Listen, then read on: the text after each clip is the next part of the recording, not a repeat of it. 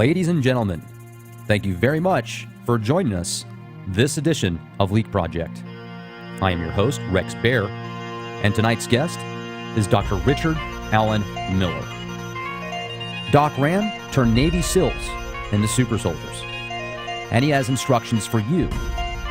Imagine that the dollar already collapsed, but your life goes on, almost as if nothing happened. In fact, you're the one who's acting as a source of support and inspiration to those around you.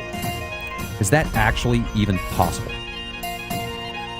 Author and researcher Dr. Richard Allen Miller reveals a depth of knowledge and experience in alternative agriculture, physics, and metaphysics. Miller began working in the secret world of Navy Intel, SEAL Corp, and then MRU in the late 60s, and now has amazing experiences and conclusions to share. Dr. Richard Allen Miller even met Timothy Leary back in the day. His writings reveal a depth of knowledge and experience. Before many leading-edge concepts became trending topics, Miller was and is in the international front lines of research, experimentation, and documentation. Today, Miller writes for Nexus Magazine and is a preferred guest on many internet radio programs, as well as Leak Project. In the 21st century, Miller is re-emerging at a critical time in humanity's evolution where metaphysics and practical survival converge. I'm good. Thank you. It's a pleasure. It's great to have you. I know that we've talked before in the past, and you've just got so much knowledge over the past 40, 50 years of research that you've had the opportunity to do. And I was hoping tonight we could really touch on the main topics of time travel, metaphysics, and how to use it in everyday life, and just some of your personal experiences. Time travel. Well, it turns out that gravity and time and space are not what we really think they are. And the example that I like to use is a drop of water that falls and hits a pool. This drop of water will leave waves going out of it, predicated on how big the drop is, how far it falls, that kind of thing. But when it hits the water, the waves going out are considered a secondary wave and basically have to do with the future and various timelines. And they change having to do with the size of the drop, how far it falls, how big the water pool is, a bunch of things like that. Now, the wave that goes inward and slaps itself creates exclusion zone water. And so the bubble that bops back up after it hits the water, how when the drop hits, it seems to have another drop that goes back up. Right. That drop is not solid water. It's actually a cavitation ball that has trapped the medium that it's falling in a topological surface called a torus twistor space, like Roger Penrose would suggest. And they're doing studies on that now as basically time travel and cold fusion, because that's where the energy comes from, is that cavitation ball of creating a black hole to a white hole, a double ganger. And so that inner wave, that wave that slaps in, that becomes a cavitation ball, is the past, and it's the primary wave. And the way you get to make that real is by doing the moment where there's a beginning, a middle part, and an end. And as long as you can stay in the moment, the longer you can, your timeline is starting to relate to your past. And that's where everything happens like it's supposed to and why you're here. Now, it doesn't work that way. And what happens ultimately is that you either, choose to see the glasses half empty, i.e., kicking and screaming at the end of the day. And so intent is what actually happens at the end of the day. When it's all done, did this happen or did it not happen? And that is, you're close to purpose, but not purpose. Now we have another problem. The concept of intent, you have choice, in terms of flowing or basically trying to fight your way out of the thing, creating karma and a lot of hassle and energy. And when you do it that way, what's happened is that intent is still, you ended up doing what you wanted to do, but not exactly the way you wanted to do it. Now, You have choice. That's what made you God's favorite that way. And what we have a problem now with Jade 2.0 software. It can accurately profile everybody and knowing what you're going to do before you do. And so it's like Minority Report, this idea that you've got some kind of machine that knows what you're going to do before you do. Now, with a slight grade of advancement in evolution, consciousness, now intent is different and can be distinguished differently than purpose, why you're actually here. Crowley used to, in his magic system, say, if you're doing your true will, none will say nay. It's like the universe wants that to happen. And the future is like talking to your present and literally changing the cavitation bowl of the past. The metaphor is almost usable in almost everything. A galaxy, our solar system, binary. We're a binary system. Your inner, angel or, your higher self is female. For you, there's a male. Usually it's an androgyny thing and is a relationship between your future and your past. And that's kind of a metaphor. It isn't like that, but that's the way I choose to, relate to things because it makes it simpler for me to understand how to integrate it into my current life. Is it possible to change the outcome of your future? Yeah, you change the timelines by the moment. And actually, there's a whole bunch of different possibilities of how it's going to end. And you have the choice, predicated on the moment and how you choose to accept that moment. The larger something is, it seems like time kind of changes a little bit. Or when you get to a certain speed, like the speed of light, time changes. So I'm just trying to grasp the overall concept of time. Sacred and profane is the way most people put it in psychology. It's the sacred time where it's timeless. It's the moment. It isn't like 2 hours. It's just, you don't even think about it. Just where did the time go? You're not into time. You're into something else.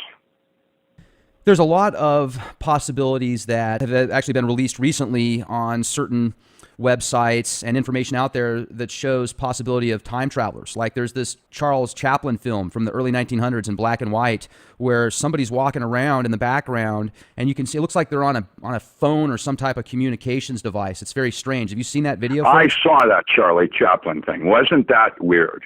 Yes. Well, I saw that movie. It's interesting. I don't know what to make of it. That's the kind of thing the military had me doing for years, running that stuff down to vet it out and finding out whether it's something we want to study or it's just, something. So when you were with the military, they had you doing X-Files kind of stuff? Well, it wasn't as, it wasn't like Hollywood. Wished it were. It was mostly boring. We did a lot of things. Remember when Patrick Flanagan was doing his Pyramid Power? That would be one of the things I did. We did that kind of thing. I can send you basic ideas of things we did like bioluminescence and Project Verify. We had the first artificial computer, intelligent computer, working Russian literature, to try to figure out where they were going with it.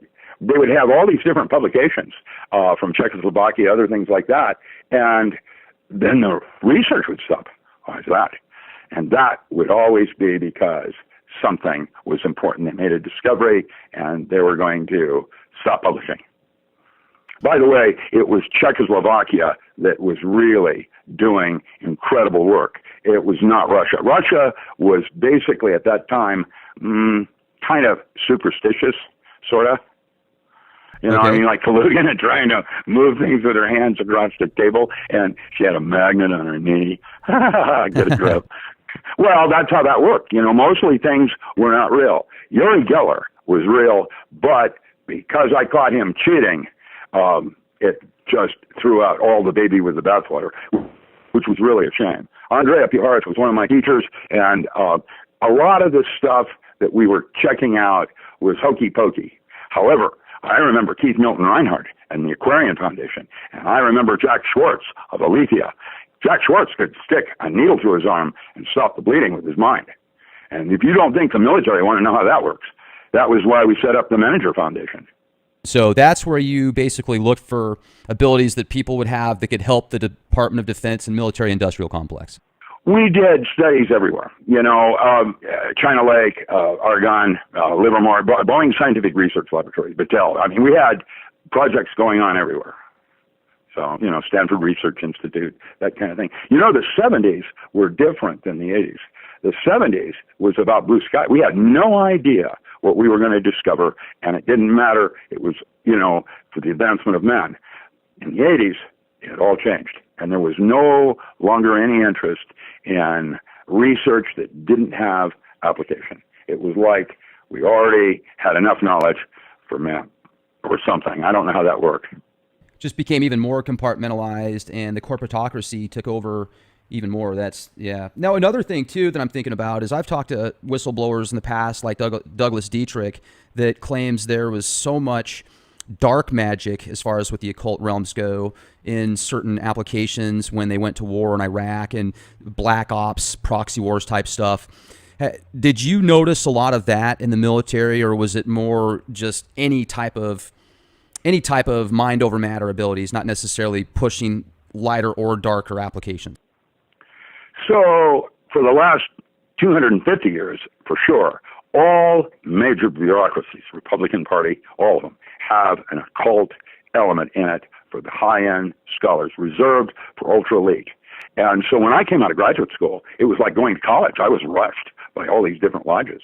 I can't remember some of them, but like Skull and Bones or Bohemian Grove, they were out to recruit. And the thing was, I had to armor up just like I did Christianity to protect myself. Now, when they made contact with you, I always thought that the Skull and Bones, you actually had to be bloodline specifically to get into that. Is that not true? Divine right. There are secret chiefs. There are people that are repositories that are unusually different. Myself, I'm really blessed. I don't know that I'm special, but I seem to have a lot of memory. And I've also noticed that the astrology is used with the super rich. These very high-end, elite, aristocratic families have used astrology for thousands of years. And then you look at certain people in positions of power, and you look at some of the leaders of past, like Stalin and Hitler and their birth dates and such. Do you think that there's a connection there when you say people are certain, I guess you could say, vessels for these spirits or sparks of energy to manifest within because of the astrology behind it?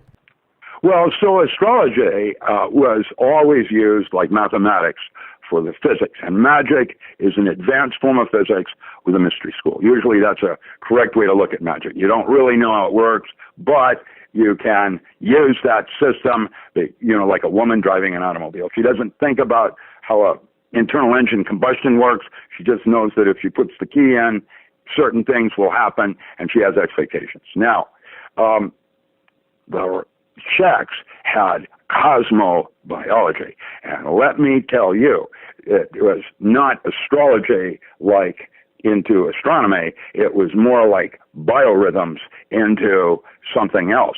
They had, Janef wrote a book called The Lunar Sex Cycle of the Female, where they could tell when the woman is born, a clock is set when she will menstruate, and if she moves, that clock changes with different places on Earth. And you can accurately predict what the sex of the child will be, if you know when conception is, and you can use it for birth control. Now, the project I did was having to do with earthquake hazards with the planet Neptune. When Neptune and Earth and the Sun are in a specific geometric alignment, there is there's 3 sigma. That means 99.9975% probability of an event with a major earthquake on Earth, not having anything to do with the Sun.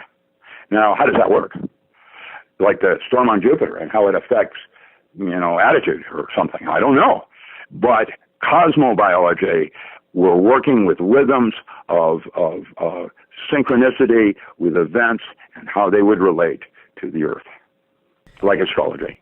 And basically, astrology is arbitrary, in Aries, Taurus, or so on. But really, most astrology was used to define lost items, to do other things besides, your personality and things like that. I think astrology is best seen as tendencies. If you have a bunch of 12th house planets, there is a good chance you're going to be hard-headed and go to jail. Well, that's how it works. I mean, I don't know if it's true. I have found that to be very true, just like, certain conjunctions in certain houses, and you have events that will occur.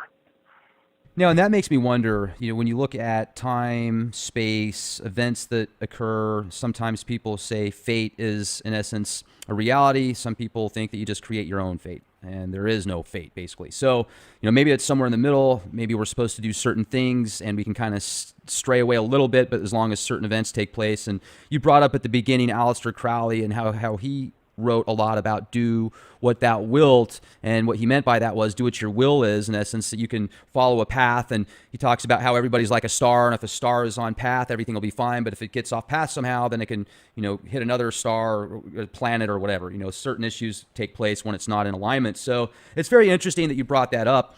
And when you also mentioned the artificial intelligence technology that you guys had access to 40-something years ago, and you look at the machines out there today that are running... Oh, yeah, it's different, yeah. It's quite different. Well, and the reason I'm bringing this up is some of the stuff now today they've got supercomputers that are running quadrillions of floating points per second, and even if you took 7 billion people on the planet and you broke that down to this one specific computer could calculate thousands of scenarios per person per second. So essentially, if all of the information obtained from your cell phone and the people you talk to on Facebook and social media and everything else they have on you, all this information database, it'd be pretty easy for this artificial intelligence to access it, surveillance, etc. And then I've heard of these technologies that were around, I think even back in the 50s or 60s from the Tavistock Institute, where they could basically overlay biorhythms and brain waves to somebody that doesn't even know it. They had like this certain type sound gun or something where it could make them really angry, agitated. It could make them sick. It could make them do things that, like Manchurian Candidate kind of stuff. So do you think that they might actually be using that stuff now, kind of behind the scenes? Of course they are. Jade 2.0 software right now is being used in New York City to accurately predict when a crime is going to happen in a given region 28 minutes before it actually happens. Jeez. That's what the Jade Helm experiments were all about, was to shake down this software, see how accurate it was. Oh, so that really was for software. I always thought that was just somebody made that up.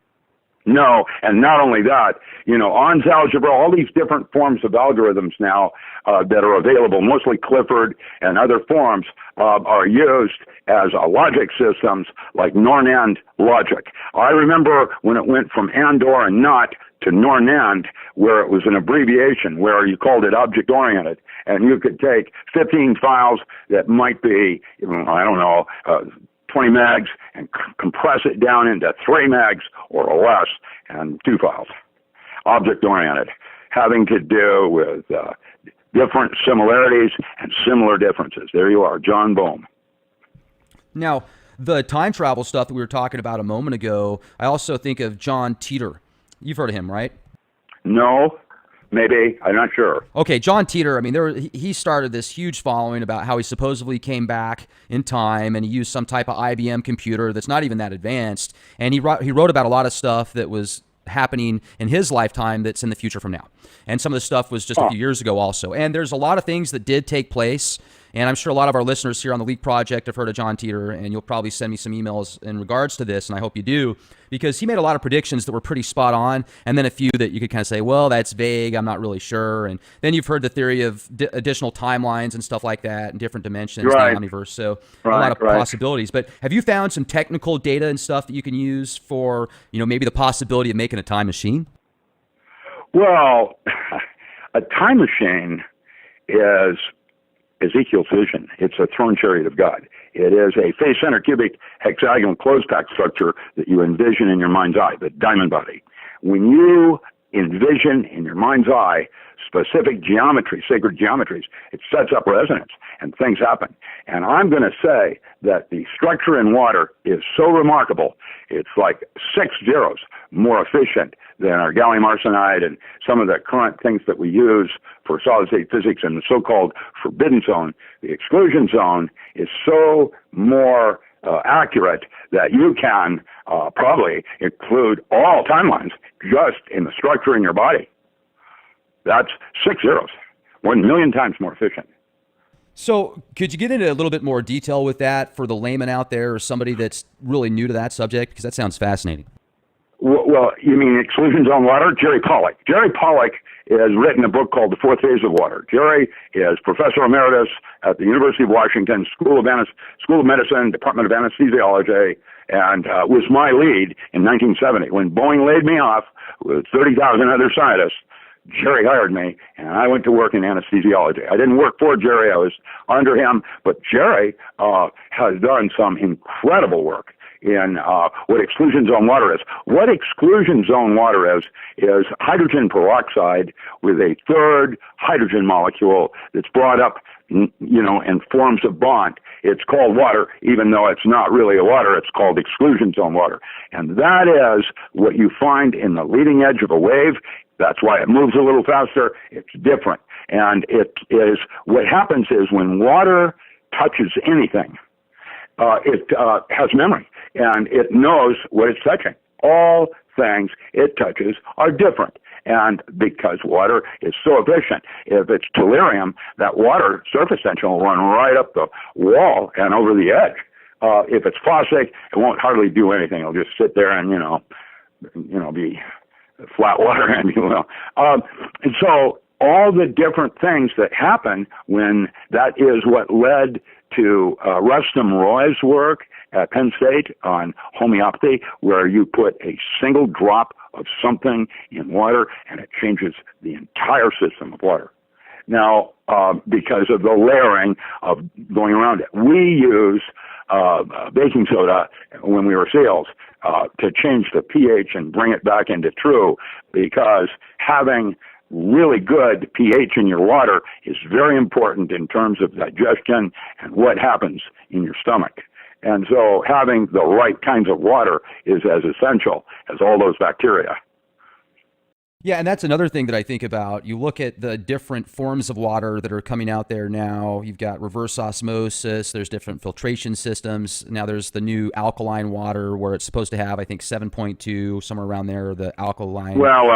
Okay, look, that water is para and ortho water. That means levorotary. That's the molecule is going in this direction or that direction, para and ortho water. Then there are two stable isotopes, deuterium and tritium. Then there is clustering water, like, Willard water, which is H709 with a free radical ion. That was a bunch of different people wrote about that, Schomburger et al. Now, that's what you find around the water flow.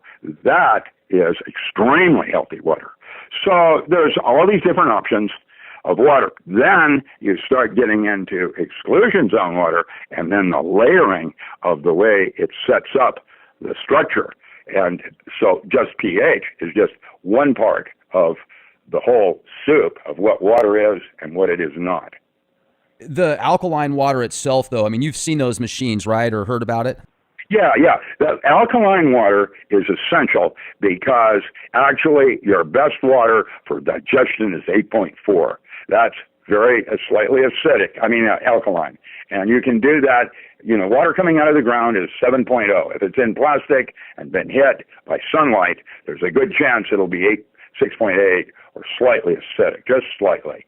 That will go directly, like Coca-Cola, straight to the urine. It won't even bother using it for digestion or anything like that. So, what you want to do is be mindful. Temperature is very important.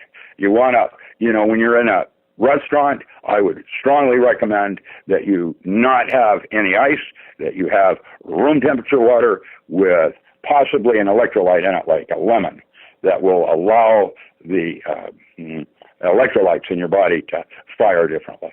It'll make the water activate better. We're how much percentage-wise the human body water?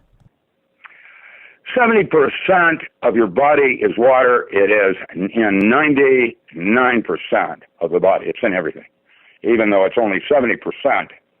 That means you're less than 10% human, and the rest of you are bacteria, viruses, molds, and water transport processes. Gee, that sounds exciting. Well, you know. if you eat a bunch of sugar, you'll notice that you need to use Rolaids because you have candida, and it'll smell. That's a mold growing in your armpits, around your crotch, whatever. That has to do with diet. That's why microbes are so critical. Now, you've heard of Dr. Emoto? Yes. And the water experiments that were done. Basically, I'm looking at some pictures right now. There's one image where he basically has a piece of tape strapped to this cup of water, and it says "Love and Thanks." And you look at it under a microscope. It's this. It looks like a snowflake. It's beautiful. And then there's this other one. Well, that's a little. What is used to determine the accuracy of what is in the water, whether it's para, ortho, whatever, deuterium, because it's all there. Usually is Riemann spectrophotometry. Now, Emoto is a little zen for me in terms. Well, he's not the rigorous science that I would enjoy trying to understand. It doesn't mean it doesn't work. My explanation isn't real. What's real is imagination. So just to keep everything balanced, but my approach is to take a more scientific approach of understanding how to test it, measure it, da-da-da-da-da. Now, I am, in fact, writing how psyche enters matter, how your thought becomes the physical plane. And this is part of my continuing work with the holographic concept of reality, the idea of working with information rather than space-time. Quantum mechanics and quantum universes are all based around time and space. And with that system, you also have indeterminacy. That means the more you know about one thing, the less you know about something else. And you have entanglement and decoherence. Whereas in a holographic system, all information is at a point, and then it cascades outward or inward as a hologram. And a hologram is then information and a resolution of information. And a hologram is defined as n dimensions of information in n-1 dimensions. It is the way information feeds, onto itself. There is a theorem in information theory that says that if you have enough information to ask a coherent question, you have enough information to also answer it. The way you structure your question determines your answer, just like prediction with J2.0 and this time travel software thing, looking into the future, 28 minutes. The algorithms. Yeah, and the algorithms are incredible, and I'm glad you brought this subject up too, because I was thinking earlier about how consciousness is information. So if you're very knowledgeable and understanding, and not just book smarts, but you understand nature and life essence, then I think that would improve upon your consciousness, which therefore would improve your overall essence and spirit and spark. So maybe that's a part of this reasoning here, why we are on Earth at this time and going through these trials and tribulations to maybe give ourselves a better understanding of the concept outside of the spectrum. Because it kind of seems like we're not, most people aren't evolving. There's those select few, like you are in a league above. Well, don't embarrass me now. I'm not that great. Well, I mean, you know things that most people don't. You've studied and researched, you know about physics, metaphysics, you've brought it all together. You've actually done the research yourself. You're not just a keyboard warrior. You've actually lived through this stuff. So you're talking of personal experiences. I mean, you were a Navy SEAL, and just in order to get to that status, your mind has to work a different way. You have to be faster and sharper, more astute, because if you're in a situation where you have to think about life and death of, maybe you're taking care of 50 people or somebody else, you've got to think a lot faster than your enemy and not have any moment of doubt. So, I mean, seriously, you've done a very good job too with the books that you have. Those that are listening right now, check out richardallenmiller.com, the website. I mean, you've got a whole bunch of books on there, information, talks a little bit about different topics and such. So another thing that I'd like to discuss with the current state of affairs is when you look at this AI type tech and the people that are using it, do you think that it'll get so advanced that it might actually overcome the creators? No, God is that which is not knowable by definition. That'd be like, let me give you an example. Like the orca. Orca has a cerebral cortex that's twice the size of man, and that mammal is firing 60% of it. Now, that means that mammal is experiencing reality that man is not even well enough designed to do. And while it's a God, it's not our God, but that is what God is. And so I think there are probably pantheons or hierarchies of God. Bob Dylan said it best when he said everybody's got to serve somebody. If you go into the old Kabbalah and study out of Merkaba mysticism and the Tree of Life, they talk about Ein and Ein Sof and Ein Sof Ur, the veils of Isis. That would be the hierarchy of gods. In the old Bibles, they made a distinction between Yahweh and Yad-Heh-Vah-Heh. And while many are trying to say it's the same God, I wonder. Let's talk about that for a second, because if you look at the Old Testament and the New Testament and the way it's all slapped together, I myself am not a religious person. I was raised that way, and I appreciate everybody's belief in religion. I mean, you can certainly believe in what you want to, and I appreciate that. If that brings you closer to divine providence or whatever you need to be brought to, fantastic. But it seems you read the Old Testament, and it talks about this really angry, pissed off God. I mean, he talks about going and slaughtering men, women, and children. And then Jesus is like, oh, any not sin, go ahead and throw the first stone. He was looking out for people. But then there are those kind of hidden messages where he would say, well, you think I'm coming here for peace? I'm really not. I came here to bring war and bring father against son, mother against daughter, brother against brothers. I think that there are probably as many religions as there are human beings. I think that everybody is slightly different. The reason you go to church is for fellowship. And spirituality is not what you do, but how you do it. And so, there's a lot of inconsistencies. If you really study the Bible, you'll realize that there's a whole bunch of books that got left out of the Bible with the King James Version. Why is that? Political. And like Enoch, giving you the names of all the fallen demons. Now, the angel, I have to say, if you have the name of the demon, you have control of the demon. That's what exorcism is about, trying to determine what the name of the demon is. Once you have it, Beelzebub, that's right. Now, if you go back and look at the greater and lesser keys of Solomon, these are the fallen angels, the Lemegeddon that fell, there's 72 of them. The names are like Beelzebub and Ashtaroth. If you go back to the original names of those demons, they were qualities of men that were not deemed worthy, like jealousy, rage, anger, hate, that kind of thing. These were demons. A demon is actually a lesser part of you. In psychology, they would relate to it as the shadow. It is a two-dimensional being where you're a three-dimensional being. It is a reflection of you from something else. And that is, what a demon is, as I understand demons. The devil, I don't know where, the devil never existed before Christianity. It is all the old books, the Nejang, all of them, all the Bordeaux Tadal, whatever. They talk about demons, but they don't talk about a devil, which is an entity that is, somehow equal to God and at war with him. I don't think so. I don't think God's at war with anything. And so I have to wonder what that's about. Dietrich is someone I've met and like. I liked him as a person. He's a little goosey. And, in terms of Temple of Set and the Church of Satan and the U.S. Army with Aquino and LeBeau, those things are reflections of a reaction. They're forms of Christianity, just for the record. They're not. Can I jump in just real quick, if I may? Wasn't the Church of Set, or not the Church of Set, because that's not real old, but wasn't the foundation of Set an ancient deity that predates Christianity? We're talking, Okay. Yeah, in previous epochs. The Culverin Bible and other scholarly texts that Mark, Luke, others used during that period. There is a really important book called the Sefer Yetzirah, the Book of Formation, that relates sounds to words, because words and movement, like dance, ghost dancing, whatever, change space-time.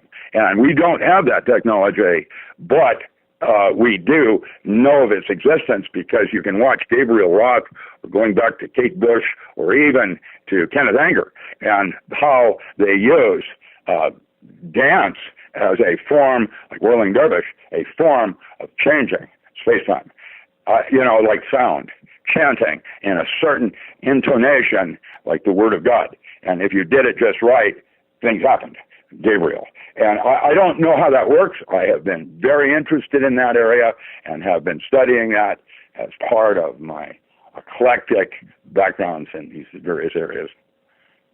That reminds me of Franz Barden. I've read all of Franz his Barden? books. Yeah. And I mean, he was certainly ahead of his time, and I like how he gives people practical applications. Well, okay, Franz Barden was OTO and before Crowley. And what his change of thing was about was that he was using talismanic magic, which was previous century forms of magic. That's what made him old school as opposed to Crowley, which was new school with OTO. And that's why Theodore Roos and the others just gave it to him, as that. Now, Barden's work is as good as anything that I've seen in terms of taking Samuel MacGregor Mather's works of the Greater Keys of Solomon and the Galusha and actually adding punctuation to it.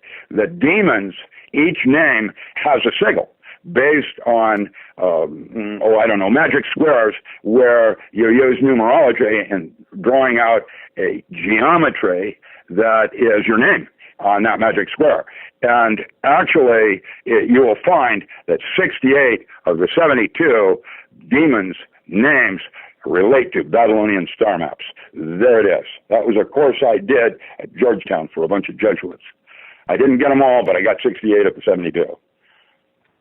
That's a really cool connection. It shows a metaphor in terms of what a demon does and what geometry was and how it was used in talismanic magic. That was 19th century systems. You can go back to, there's a bunch of books. I've done so much that I can't even hardly remember anymore. Things that you would do where you're trying to contact your angel and you can't talk, so you use geometry as a way to communicate.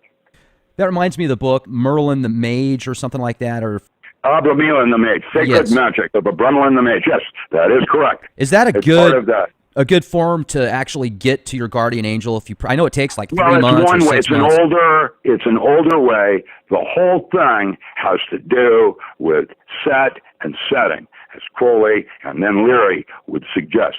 Leary's book, The Varieties of Psychedelic Experience, in my opinion, is possibly one of the best books ever written on magic, truthfully. And so, I have a different way of looking at what all of this is about. And I am, you're one of the few people that I've met that even has an inkling of, some of the books in magic and some ideas of what it would mean to come in contact with your holy guardian angel. By the way, that knowledge and conversation thing that they talk about is actually self-realization, where I'm literally talking to my future right now. So you're talking to yourself in the future. That's your higher self. And it's, some people call it your guardian angel. And if that is your higher self, of course it's going to have your best interests at heart. And Crowley talked about how his higher self was named Iwas. And then he said... No. Iwas was a deity that he channeled in Cairo and was not his higher self. It was actually, if you want the real deal on it, it was most likely a gray, or that there's a lot of, occult. We're talking about Lamb right now, when he made contact with LAM. Yeah, I saw those things. I don't think so. Coincidences and metaphor and modern myths. But really, Iwas was part of the Yazidis, and that was a rare book on magic that was written by Joseph Isaiah. He was a Jesuit for the Vatican in 1921, called The Sacred Tradition of the Yazidi, or Devil Worship. And the reason we were interested in it as parapsychology was, it was about a pre-Christian devil-worshipping cult. And really what they talked about was the Stargate. That's where the Stargate came out, was in that book. And Crowley and those people were talking about it like you 20 years earlier than when the church came out and published it. And really, the reason we invaded Iraq was for that artifact. Trust me when I tell you. And the first Bush didn't get it, and the second Bush went in with tomography, and after the war, he got on board that ship with all his medals and everything, and he said, we got it, the war's over, and then, of course, the war went on for another 3 or 4 years, but it was a Stargate. Now, a portal where demons were running in and out of it. And it was in the catacombs about 60 miles down in the northern part of Iraq, and Yazidi, which is a very weird religious cult up there in northern Iraq, based on these old artifacts that are in catacombs. Now, the deal is, and here's where it gets interesting, there's a second Stargate. John, it's like in the movies. I can't believe it. It's all so lovely. I can't believe it, Hollywood. That gives them plausible deniability. Well, I think it's somewhere in the Indian Ocean. And, of course, CERN is an attempt to create a singulate, which would be like a portal. You know, let's talk about CERN for a minute, because there's so many different things people are saying it's being used for. There's the official reason to smash, and collide different particles to find new particles. My grandiose envision of this thing is it's being used to weaponize black holes and make these, you want to go to war? We'll just send your entire city to another dimension. We'll open up this wormhole and boom, there you go. Well, fission and fusion are double-edged swords. The first application was weapons, but they do other things too. And so there's good, bad, and ugly. And it's really not about what it is. It's about its application and or interpretation by man. Another thing that's coming to mind also, when you look at the old definition of demon, it actually used to be pronounced daemon, and the Greeks looked at the daemon as your guardian angel. Well, okay. What I'm in touch with is something quite remarkable. It is me in the future trying, like that movie, using tachyons to communicate in the past, trying to tell you to... Interstellar. Yeah, there was this movie about a church, and it had an artifact in the basement that was letting something in from somewhere else. And really, what a singulate is a mini black hole. And, like we broke the atom, and now we're doing fusion, where we put things together. So, of course, we're going to do as well, trying to create black holes. Now, the bad news is the first thing that will be used for it will be like a controlled neutron fullerene fusion bomb. Now, I can send you that paper if you'd like to upload that onto your website. Yes, please. As a little gift. That is the more darker side of what they're doing with all of this technology now. They can take a buckyball, a C60 molecule. Carbon bonds to itself, and you can have flat sheets of it going on for infinity that are one angstrom thick. Now, a buckyball is that when you have 60, not 61, they form a ball. And a second one is at 120. That means you can have 120 carbon atoms and it'll form a ball. The spatial difference between one carbon and the other is 1.4 nanometers, and it's just enough size to take a single exclusion zone water molecule, H3O2, and put it inside. Now, instead of pouring water, let me tell you what that does. When you have exclusion zone water, what they're doing in Ukraine and now repeating in Soviet Union, or Russia, what they're doing is giving lethal doses of radiation to rats and then feeding them fullerene water with a 95% recovery. Lethal doses. And instead, what they're doing is they're putting in deuterium inside it. And then they would activate it using that Lockheed teleportation laser that came out this last year. And what you've got now is a controlled fusion bomb who's able to hold the containment of the explosion at 1.4 nanometers. That level of accuracy. And that weapon is being deployed almost everywhere now. Tactical nuke, if you put fullerenes in an aircraft as carbon fiber to reinforce it, you can activate it with this laser, and there's no forensics. The plane is gone. You can take Building 7, and you can watch that 617-foot beam begin to fall at free fall and steel, and it starts to evaporate right there in front of you. Now, there's only one thing in the universe that will vaporize steel, and that's a plasma. And so, there it is. They were practicing, And the trigger, I've got pictures of Arnold Schwarzenegger looking at the trigger at the National Ignition Facility in Livermore. There it is. Jeez. Yeah, the tech nowadays is just fascinating. What would be considered beyond science fiction just 50 years ago, they probably had that stuff 50 years ago. And then I get into the nanotechnology that they're using now. I've read some reports about these literally nano robots that can rewrite fibers and stuff and create things out of the molecules that are already there. Are you familiar with that? Yeah, I'm guessing that we're going to eventually have as many periodic charts as there are different elements, because each element, like water, gold, whatever, behaves differently in different formats, like water. And, you talk about hydrogen and oxygen, and what you've got is a whole bunch of possibilities of the way the universe is put together differently, this way over that.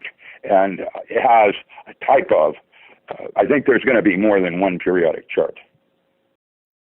So let's think about maybe who behind the scenes is controlling the majority of this makeup that most people are dealing with, whether it be the corporations, the media outlets. It seems like there's about 6 corporations at the top levels that control it all. And there's a lot of good people that work at these businesses, and 99% of them probably have no idea that at the, super elite levels, there's these, it seems like, psychopathic, eugenicist loving, narcissistic people that like to put poison in food, poison in drinks and stuff. You look at that case that came out with the naked fruit juice that's, it's supposed to be all natural and good for you, fruit juice, right?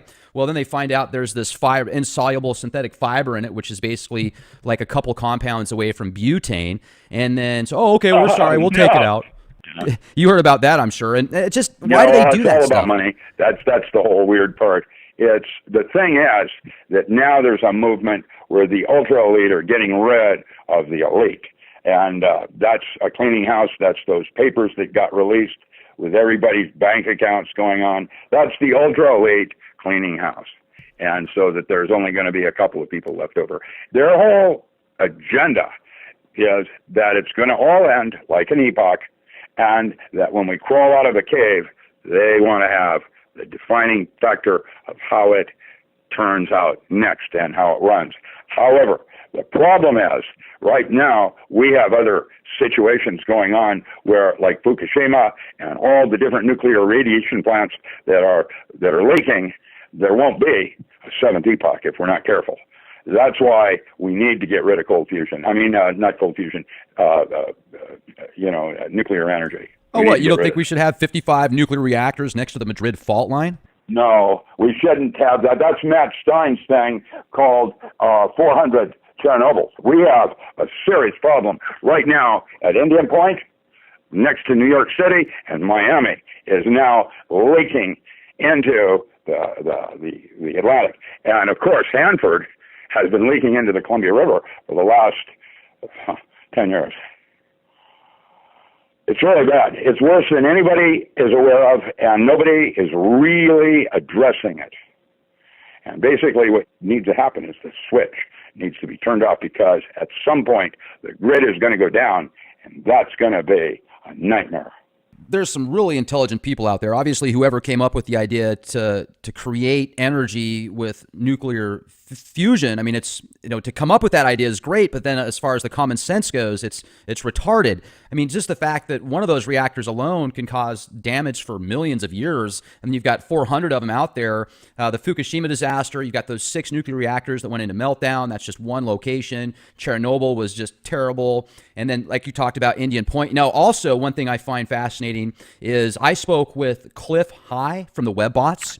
Yeah, he's an interesting person. I like him. Yeah, he's a great guy. The reason I brought him up is because I interviewed him just a short time before that the nuclear event happened there in Indian Point. There started being some real bad situations out there. And he said the WebBots were predicting a nuclear event in and around New York. And then sure enough, a couple weeks later, boom. They nailed that on the head. And those WebBots also... Yeah, now that's an example, again, of your algorithms. He uses Goertzel's math, which is a type of On's algebra, a little different than Clifford. That's the systems that normally are used, like with JADE 2.0 software. Those softwares can accurately predict a crime in New York City 28 minutes before it happens. I mean, that's just mind-boggling. That's absolutely Well, it's incredible. like Minority Report. We have gotten to the level where a machine knows more about what you're going to do than you do. However, there is the next level of evolution that allows you to go to a new place that changes intent into purpose. And I will be writing about that in the Non-Local Mind book. In fact, I'm writing about it right now. And that's how to change the movie. Yeah, it certainly seems like the whole world's a stage. And then you talked about how these Panama Papers are basically a way to get rid of what many people think are the elite, but they're just they're the patsies, I guess, for the super rich elite. And you say they, and I say they a lot, and a lot of our guests use the term they. Do you know who they are? Well, let's try it this way.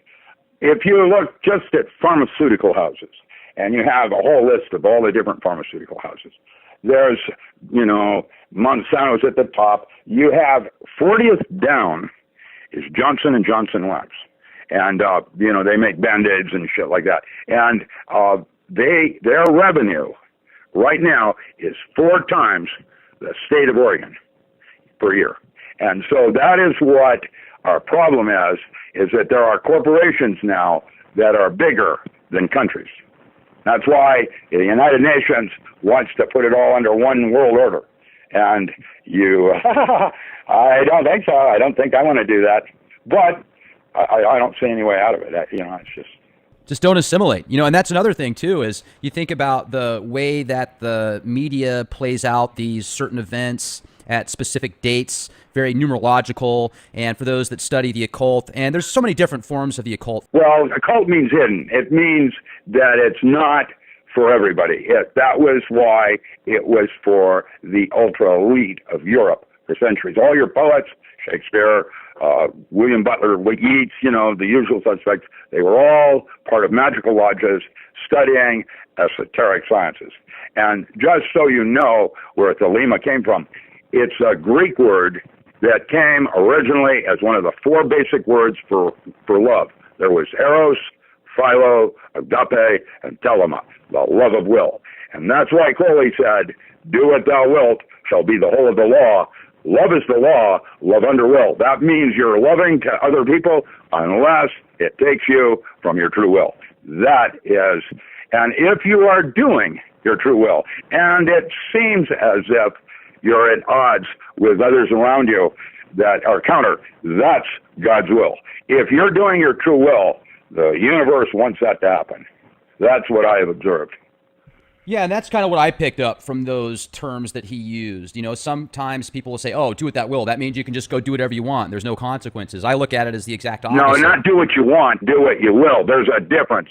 That's why will means thelema. It's a actual word in Greek for love, the highest form. If you look at some of the different types of magic, I mean, you've got the chaos magic, you've got that type of theory. There's dogmatic practices like ritual magic, where you've got the circle and the wand and the robes and the colors that relate to whatever you're doing or summoning, the talisman magic and stuff like that. But it seems like everything, in a sense, if you really want to say magic, is a form of magic. If you think something, you have to think it before you can create it.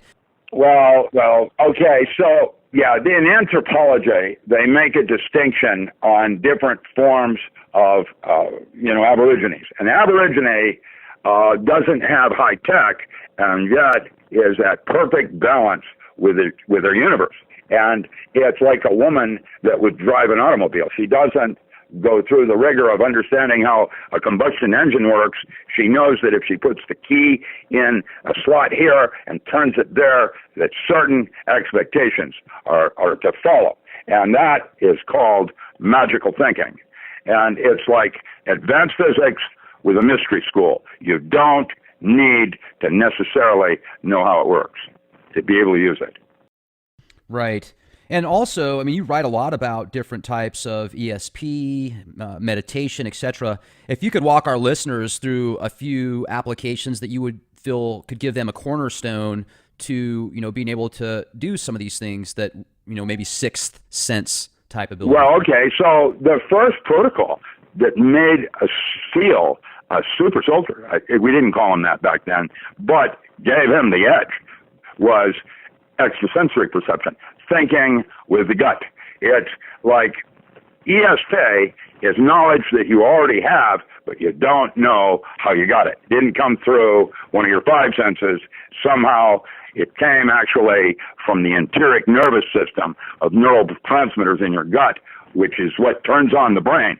The brain is there to make all your beliefs true. You got to be careful, because I wouldn't have seen it if I hadn't believed it. You can create your own folly as you are. The physical plane where we are right now is where we generally go to be sick spiritually. It's like this is a hallucination. And if you were more clear with your thought in terms of in touch with your higher self, you would, be different. It would be different. This is like fever.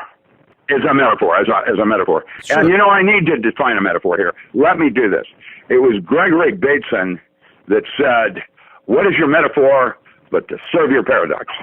Now, really, I interpreted that as a metaphor for a paradox. And that's how you go from one subset of relationships to another. Everything that you do is measured against different similarities and similar differences. That was John Boehm and his implicate order. And that construct is how we measure one thing from another, as always in metaphor, as if. That's a good Jungian psychotherapy term. Have you learned how to harness the ability to kind of tap into, what somebody's thinking before you're even getting in connection with that person? Well, the last chapter in ESP is neuro-linguistic programming, NLP. They're constantly communicating with other things besides words. And you can, if you understand that, you can read your answer in interrogation. Oh, it's a yes, it's a no, because look at the way his eyes moved. The thinking with the gut, there is an altered state of consciousness. It's not very far from where you are. It's called the blank mind state, where everything is in a light, meditative state that your ability in guessing increases 400 times. I developed this for SEALs as a way to take a psychic and improve them. And what we wanted to do was have our troops be intuitive. They didn't make bad decisions. Instinctively, they knew what to do. It had nothing to do with knowledge base. Now, that is an altered state that you can achieve with hypnosis and or relaxed meditation, where you go to a place and can have a sense of knowing. And everybody knows exactly what I'm talking about. We ignore it. It is a useful tool, because if you use your upper brain, that'll get you killed.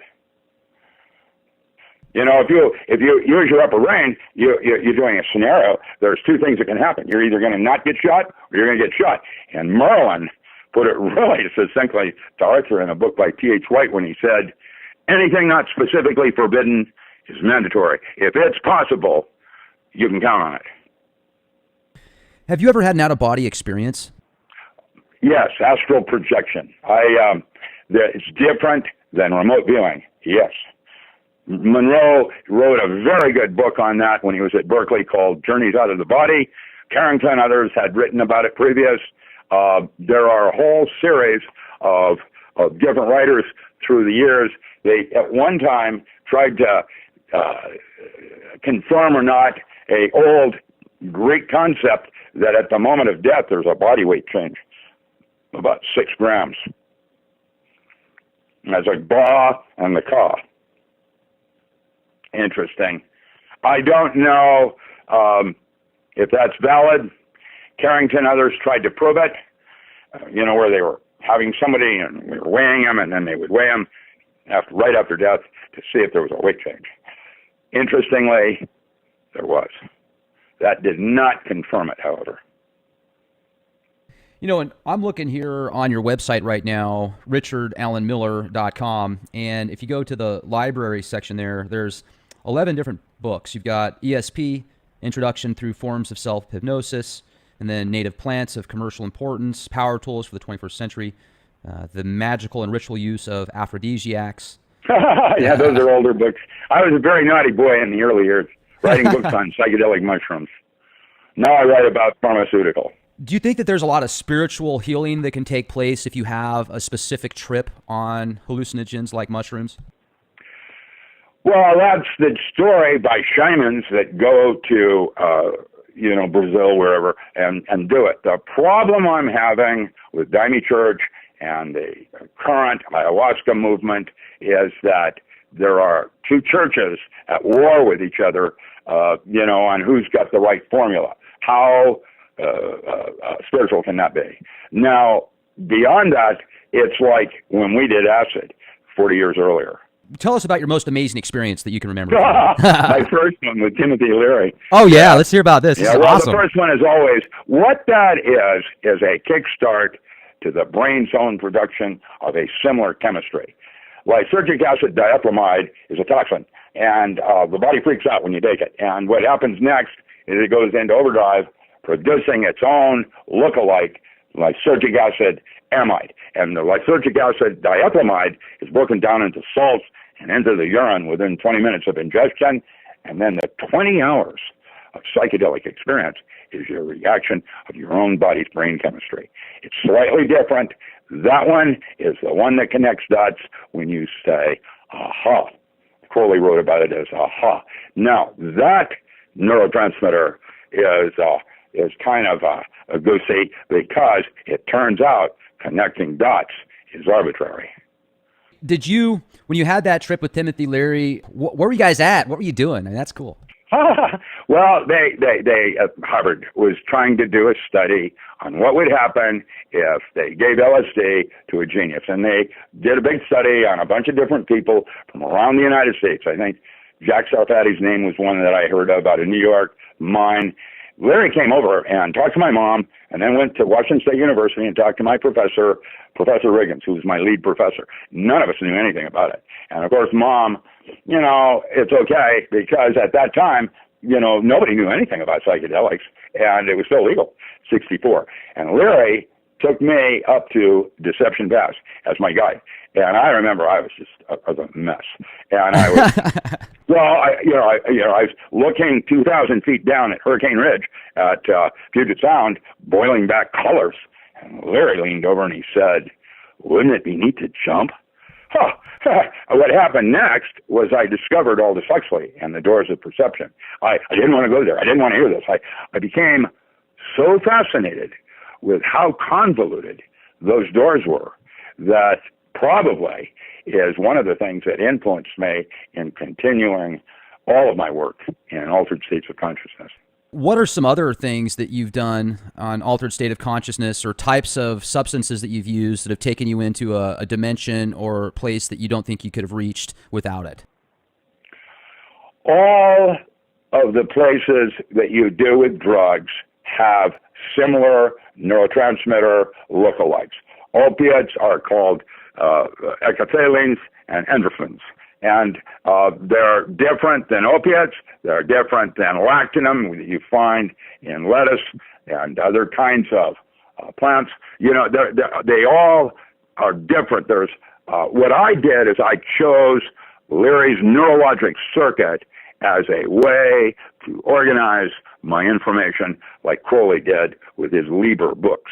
And I'm going to now use that system where it's earth, air, fire, and water, having a metaphor in terms of correspondences to other metaphors. And once you do that, it allows you to better understand what the experience is and what it is not. Okay. And also I'm kind of thinking back too about the Franz Barden books that he put together. He brings it up many times in all of his books that you have to follow these exercises and practices in order to get to the next level. And if you read about it and study it, that's great. And that's more the reason I guess I did it at first, was to just understand what, so many people say is either good or bad or helps or doesn't help or whatever, is woo-woo isn't. And I found it fascinating because the each level, it seemed like if you're weightlifting and you're learning how to, you're not learning, but you're trying to get as buff as you can, and you're eating right, you're doing a lot of weights, it's going to take you a while to get up to 350 pounds on the bench press, especially if you're not normally that, not that big. So kind of like riding a bike or karate or anything else, you have to do certain exercises. But then when he gets into the other books, like the first book is Initiation in Hermetics, then it's Practical Applications of Magic, where he talks about the different tools that are used, and he talks about some invocations, and also how you brought up the demons. He said it's the same thing. If you're going to harness some type of demon, don't think of it as outside of yourself, but more of inside yourself, a different part of yourself, like the shadow. So that was a really cool connection. But then the third book is called The Keys to the True Kabbalah. And in that book, his description of the Kabbalah is actually words and letters and sounds and vibrational frequencies that can actually... Well, that goes back to his Sefer Yetzirah, the Book of Formation. So you can actually create via sound. And even in the Bible, as a religious person, if you are, you read the Bible, it says the first thing God did was say the word, and essentially that is a sound, a vibrational frequency. And I don't know if you knew this or not, but Hitler actually kidnapped Franz Barden, had him, took him in, and some of his people that were with him, because they wanted to use his powers and abilities of mind over matter to help win the war. And there was actually a moment where he almost escaped because he used one of his, Kabbalah lines, kind of like in the movies, abracadabra or whatever. Yeah. But, abracadabra. So, Steve Miller. There you go. What do you think about that stuff? So it's all true, because a lot of people have invested a lot of centuries in believing it be true. Macabre mysticism goes way back and is all about geometry, and that's what Roger Penrose writes about in his most famous, The Geometric Universe. That book is, in my opinion, possibly one of the most important books in physics this century. I was very fortunate to be able to take a couple of classes from him and have that whole construct of torus twistor space, which is different than Hawking's and black holes and white holes. The two of them, by the way, wrote a book together. It was very interesting. I can't remember the title of it now, but he would write the counterpoint, and they would do one chapter in dueling chapters, and at the end of the book, it turns out they both agreed on the same thing. It was really interesting. Another thing, too, if we could, Richard, is you're so well-versed in survival situations and being prepared for possible horrible catastrophes. And one of your books, Power Tools, I think has got a lot of good information on how to be prepared for things like that. But let's talk about that if we could here, discussing certain ways of becoming prepared and being able to handle what possibly might be a very bad situation. I mean, do you feel that we're kind of on the cusp of something either really great or absolutely catastrophic? So there will be blood. There is no question that there are too many people in the world, and somehow or another, there will be war, there will be this, there will be that. They're going to try to eliminate the masses. That's going to happen, and probably it will be done by nature before it's done by man. That's how it usually works. Now, beyond that, I don't know. I don't know. I really don't know. I know that our concepts of sovereignty have gone out the window. Living in New York City, and let's say you're on a 16th floor, and all of a sudden the grid goes down, and they can't deliver water, where are you going to flush your toilet? And people are not ready for that.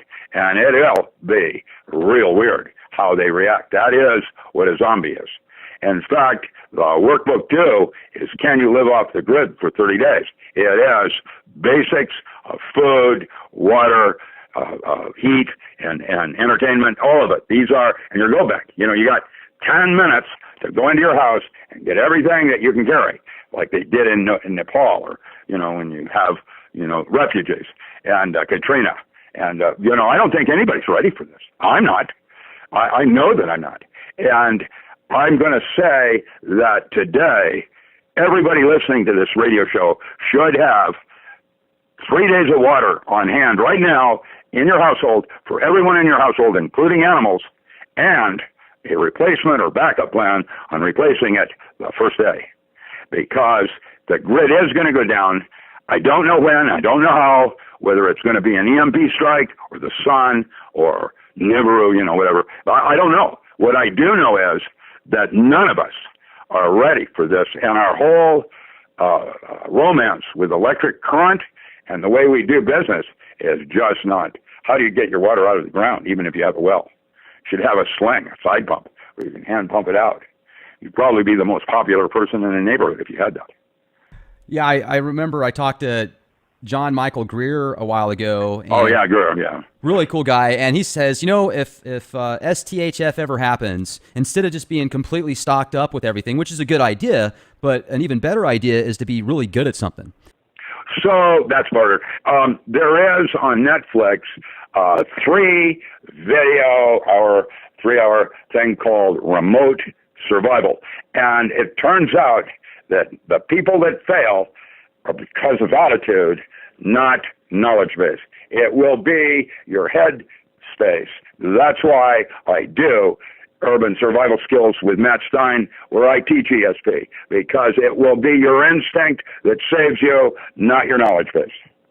You know, you brought up Nibiru for just a second there a minute ago, and there's a lot of speculation of Planet X being close, not there. I'm still neutral on the subject. I know I've done a lot of shows here on the Leak Project about Planet X and Nibiru and seen some really good evidence of there possibly being a Planet X. But even if you go to Caltech University, researchers actually found evidence of a ninth planet. I'm looking at the article right now. Just type in Caltech. Stanford, yeah, they did, the ninth planet. We are a binary system, like almost all solar systems are binary. Ours is out past the Oort cloud. There's a half a dozen planets there, one of which might be or not a brown dwarf. Now, is that real? I don't know. Is it going to happen? I don't know. I do know that it is right on schedule. Oh, there it is. That's why they're sending out all the different little viewpoints to take a look at it and try to see whether or not we've got a problem or not. I think we are about to see the end of a sixth epoch. I think there will be a pole shift. I don't know what else. Geography. So let's say you're in America right now and you have the resources and opportunity to get out of Dodge when things happen. Can you give our listeners just a couple of precursor warning signs, as well as maybe just some places that you think might be a good idea to be? Like, let's say you're in the Midwest. Let's say you're on the East Coast, West Coast, down south towards San Antonio, where I'm at right now, unfortunately. San Antonio has that Riverwalk. That's a beautiful thing. It's got the Riverwalk, great Mexican food, a lot of really nice people, but you certainly don't have any mountains out here. And growing up in the mountains, I guess it's kind of drawn me back. I've never seen tarantulas 1,000 at a time walking in a single line. I've never seen, Texas has its own weirdness that, and you have your own grid. Yeah. That means that when the American grid goes down, Texas will secede from the Union probably and be the one that survives. Is that why you think Jade Helm was focused so much on Texas? I don't know. Okay. I don't know. I know that it was mostly to shake down how accurate it was profiling individuals, and Texas is right in there for that kind of thing. Sure. Yeah, it is. And then so like some of the agriculture stuff, self-sustaining. Let's say somebody just has a real limited amount of space, like a quarter acre or something like that. Is there a way to actually produce enough fruits and vegetables to sustain yourself? No, but you could. You can. You could, for example, do a cottage industry on a quarter acre, like make herbal coffee. For when the grid does go down and Starbucks is no longer delivering, you've got something to barter. Now, you can, sovereignty, the way Crowley put it, Moda, was that there are three ways to be in this world.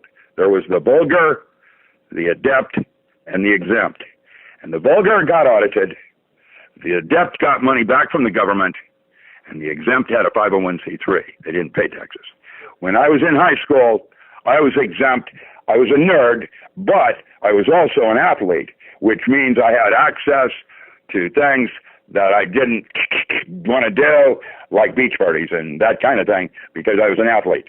And I didn't take advantage of that. I was afraid to get pregnant, and I wanted to go to college, da-da-da-da-da. But it told me that an exempt status is where you're sovereign, and you have access without having to be part of the club. I did that when I played tennis, and I was a pro in Marion Cricket Club, DuPont Country Club, others. like to have me there playing, even though I didn't have a bunch of money or anything, to keep the membership tight and in terms of playing tennis. And so I had carte blanche. Now, having some degree of control of your life, like food and water, give you a sense of center that you will not get buying your way through with money, which, by the way, is a theatrical prop. It's not real. What's real is labor. Well, Bank of America just did one here locally. They closed a bunch of stores without even notifying their membership. This is how it's going to start to play. You think there'll be like a bank virus that shuts down accounts? Well, I don't know how it's going to play. FDIC, supposedly, I don't know how it's going to play. Stay tuned. Right. I don't know. Okay. It's going to be ugly. I can tell you that nobody's going to be happy.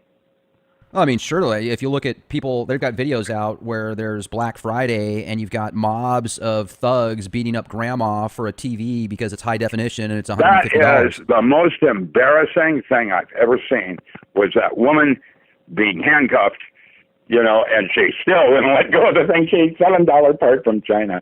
I couldn't believe it. It's crazy. China is really kind of the new mouthpiece for the elitists, it seems like. They're trying to use that, just their culture, as what we should look forward to. If you watch a lot of the new movies now, they portray China as the new safe haven. Well, there is no such thing as gross national product anymore. I remember when Snap-on and Craftsman meant something, where you had a choice in what you bought. You could either buy cheapest or you bought Best Buy. Per dollar spent, you got more bang for your buck, like American agriculture. That's all gone.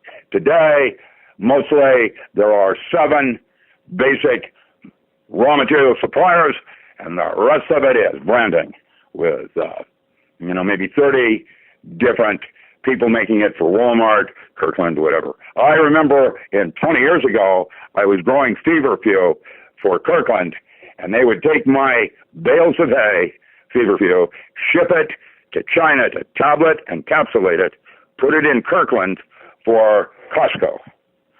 Now, that was the beginning of the end for American agriculture.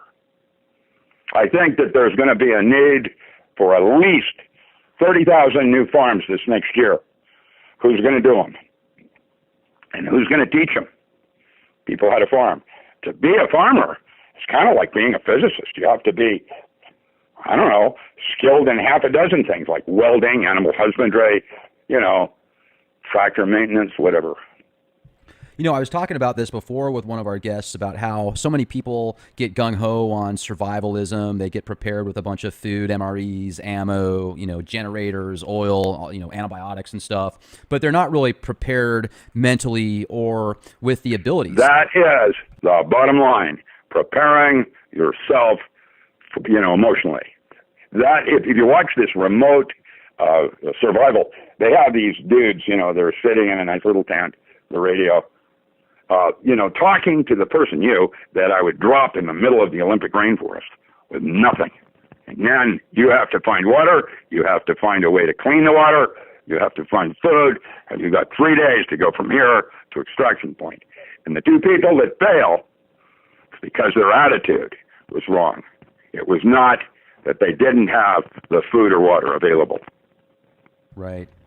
And if you look at attitude today versus 20 years ago, 40 years ago, 60 years ago, I think back to my grandfather that passed away at 91. I mean, just one of the most remarkable people I've ever had an opportunity to meet in my life. He raised 5 kids. He was a school teacher. He managed to give his family everything. My grandma didn't work outside of the house. She was a domestic engineer. And with that said, he managed to give his family everything. He was a religious person. He gave 10% of the money of his money to the church he believed in, and he still always had money in the bank. And I mean, it's just remarkable how you look at the mentality then versus now, where in most cases, the people that don't make a lot of money, well, it's easier for them to just live off the system and do nothing. And back in that time, he remembers when his mom had to actually go and wait in line for hours to get coupons to get milk. and it scared the heck out of her. So he remembers her crying, and just the money and family at that point in time seemed to be a lot more important than it is now. So it kind of seems like we're at a point now where I wonder if this country was invaded by China, or, would we even have a chance because of the mentality?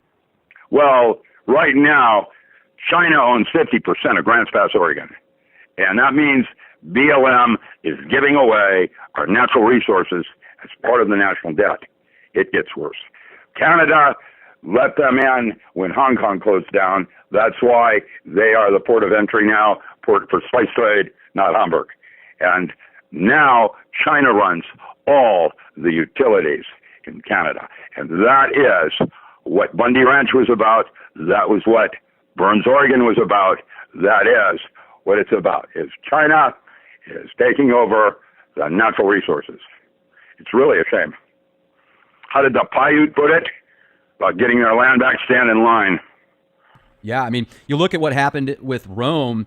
It was a great nation at one point. Then it started outsourcing its military and giving everything away, and then it collapses. And I mean, it seems like maybe certain bloodlines that are in power now and relationships, maybe there's some 6 degrees of separation there, but clearly the political stage where certain countries exist and the power and influence they have has gone all around the globe. And that makes me think of the political scene today, and you've got so many people on stage. You've got Clinton, you've got Sanders, you've got Trump, and they've all got different meanings. I think that they're all actors, basically. But do you feel that any of them are legit? I mean, the Trump statement, no, let's make it there isn't a single person running for Congress right now that I would vote for. Hillary actually is so bad. The last woman that did half of what she did in terms of national security, they actually executed her 10 years ago. And Trump, our president, is supposed to represent our most scholarly, our most honorable and educated. What has happened to America? This is no longer the country I served and protected. Those certain people out there like yourself, Richard, that really want to make a difference and an impact, help people out. It takes people like you. And for those that are listening that have an opportunity to listen to this broadcast, check out richardallenmiller.com. So many books of knowledge and information there. Plus, just to have the opportunity to pick your brain, Richard, has been great. I certainly appreciate you coming on the show here with us. Yeah, my pleasure. Please do keep us informed on anything new that's coming. And do you have anything right now that you're working on currently? Well, I have 10 manuscripts that are ready to go to press with no money. Hollywood was supposed to change things, and it was a disaster.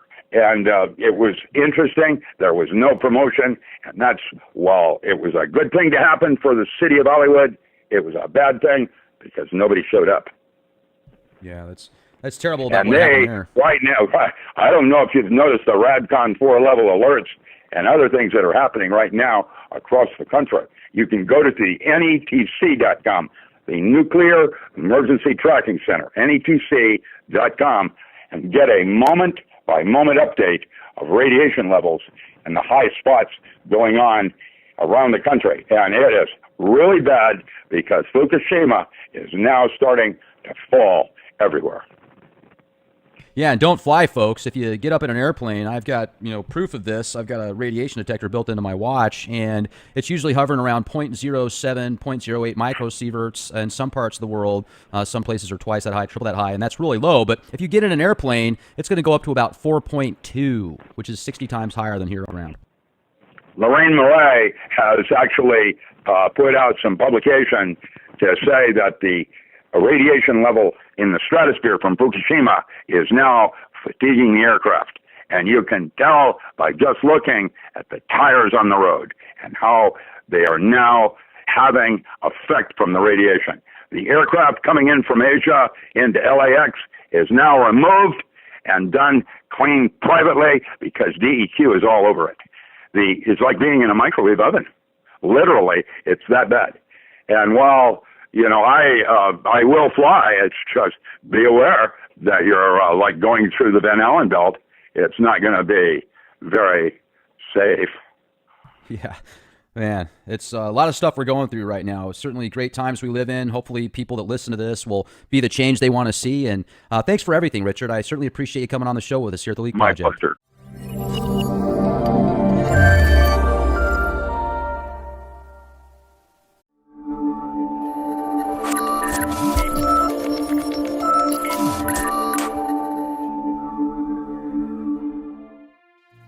Ladies and gentlemen, thank you very much for joining us this edition of Leak Project.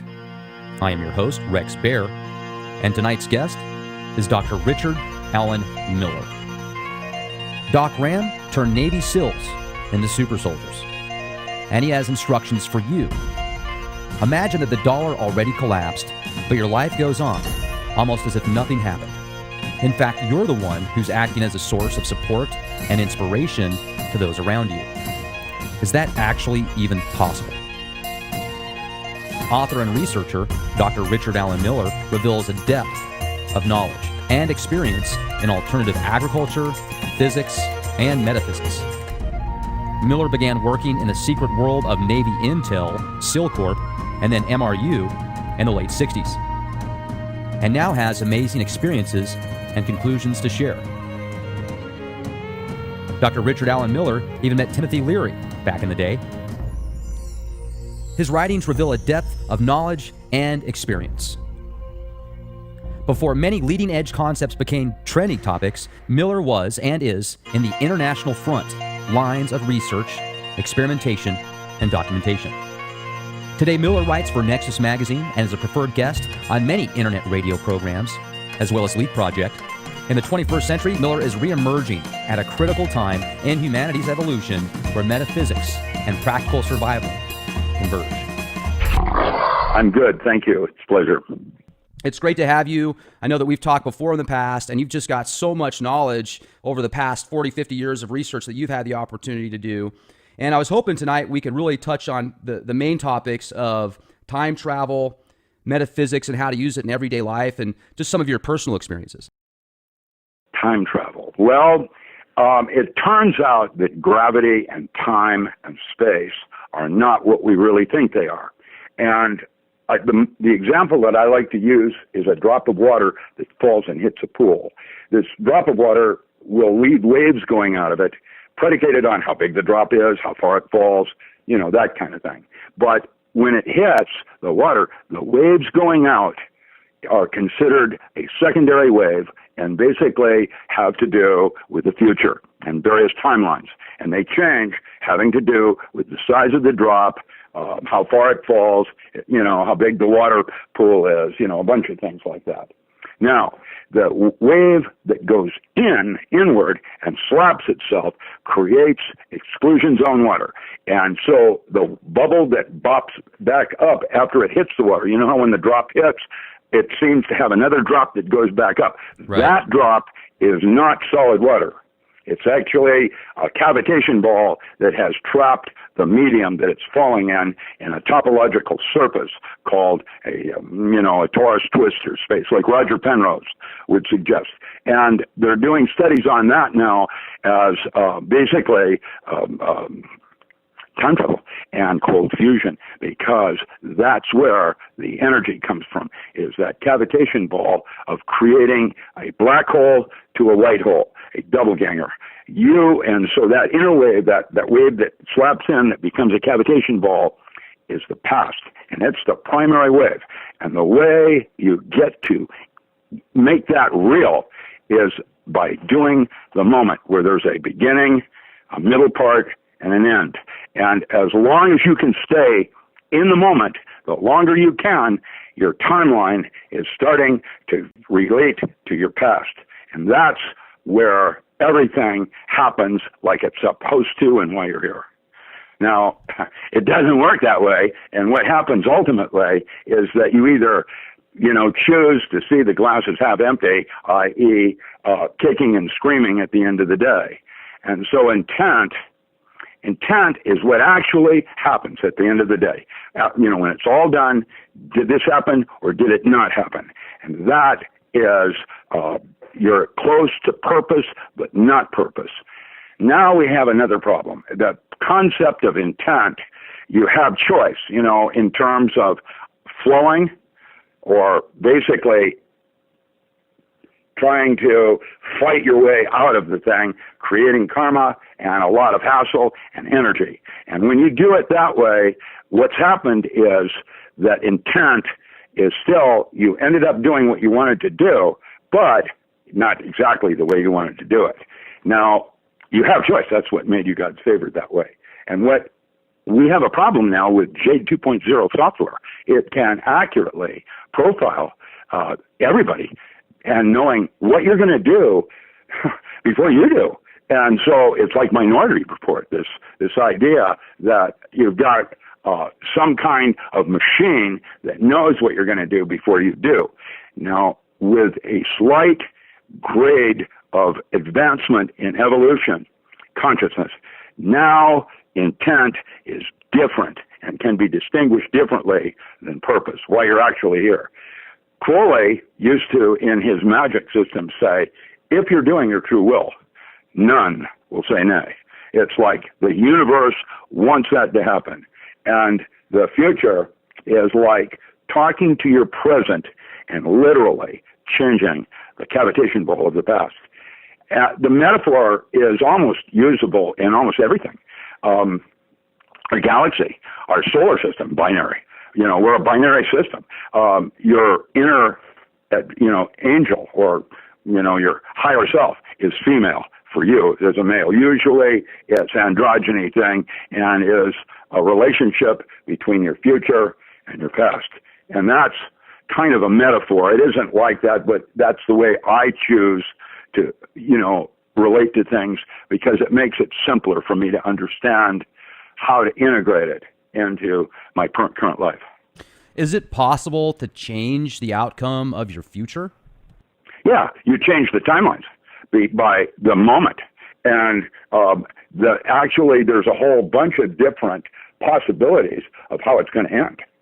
And you have the choice, predicated on the moment and how you choose to accept that moment. The larger something is, it seems like time kind of changes a little bit. Or when you get to a certain speed, like the speed of light, time changes. So I'm just trying to grasp the overall concept of time. Sacred and profane is the way most people put it in psychology. It's the sacred time where it's timeless. It's the moment. It isn't like 2 hours. It's just, you don't even think about it. Just where did the time go? You're not into time. You're into something else.